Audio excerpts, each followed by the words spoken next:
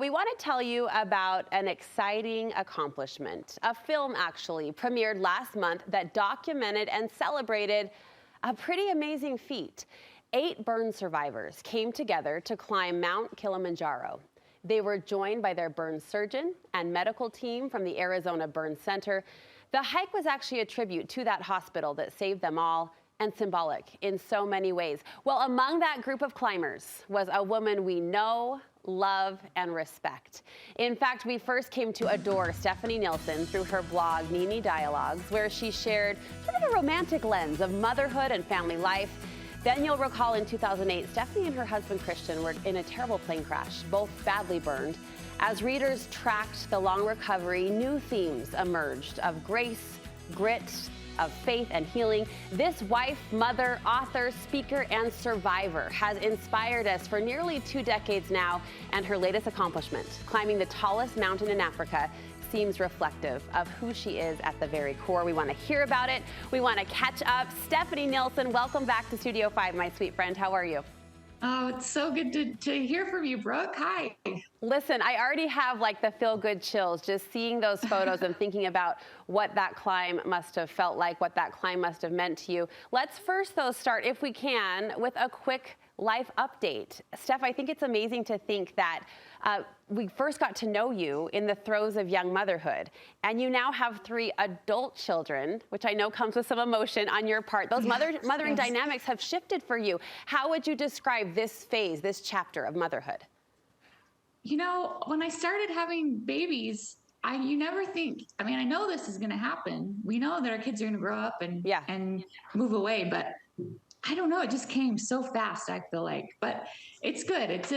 I'm so proud of them. I think they're doing so well that I feel like I did something right. Maybe I might have helped them get to where they are. And I'm just so proud of them, but it's also strange because I feel like I'm their age. I still feel like I'm like in high school still. Yeah. So it just is strange, but it's progression. It's what we hope and want as mothers. So. Right. It's like you wouldn't have it any other way. At the same time, I appreciate you acknowledging the heartbreak that comes as they do leave the nest and get jobs. You've got 2 on missions, I know, so you should be proud. And you've done a lot of things right, a lot of things right. I look up to you in that role in many, many ways. All right, let's talk about the climb. I didn't mean to quote a Miley Cyrus song, but I just did. When the opportunity to climb Mount Kilimanjaro was presented, you were initially, I understand, sort of hesitant about it.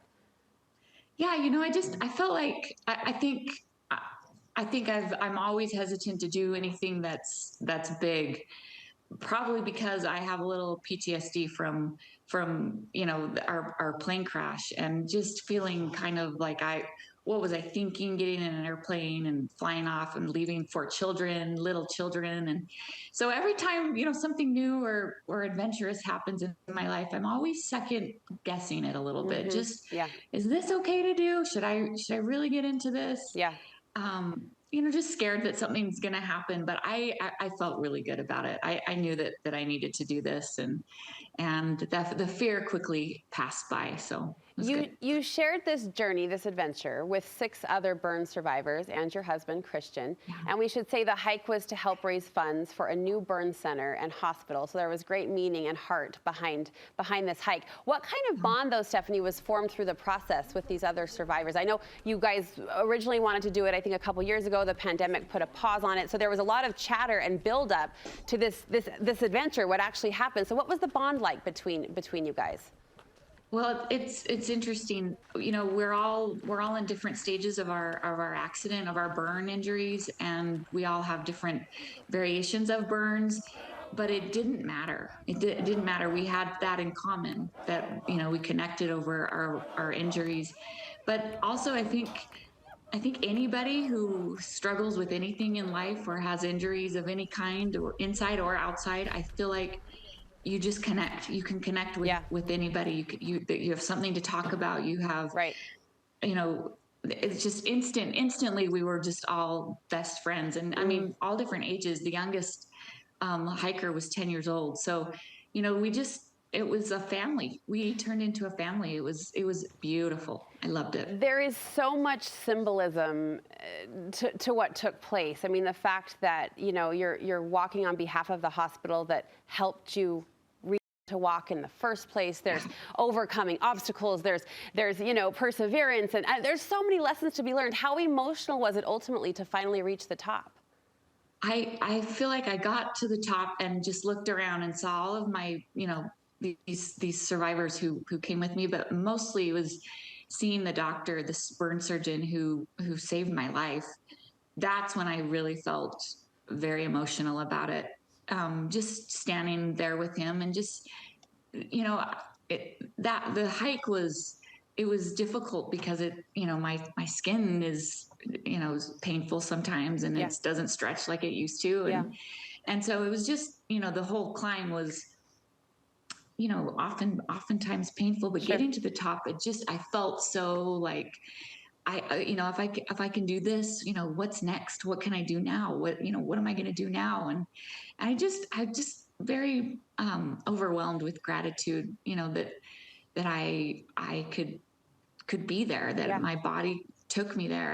And just, symbolic of getting to the top and knowing that I made it. I did it on my own. I could, but I needed these people with me to help me. I needed God with me. I couldn't have done it without him. And so I think just seeing my burn surgeon especially was just very, very sweet for me, just to feel that we did this together. We did something really hard years ago, and now we're taking this on together.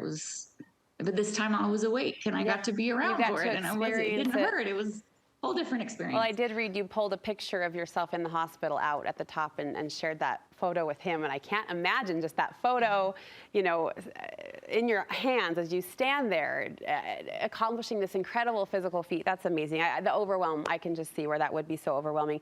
You call this, Stephanie, a life-changing event that is symbolic of your own experience, as you described. And in the film, in the documentary, we hear you reflect on your journey, and you said this. You said, "Every day I'm healing, and I believe I will heal until the day I die." Many of your wounds are physical. Other people's injuries might not be as obvious, but ultimately, do you think that healing is a part of everyone's story?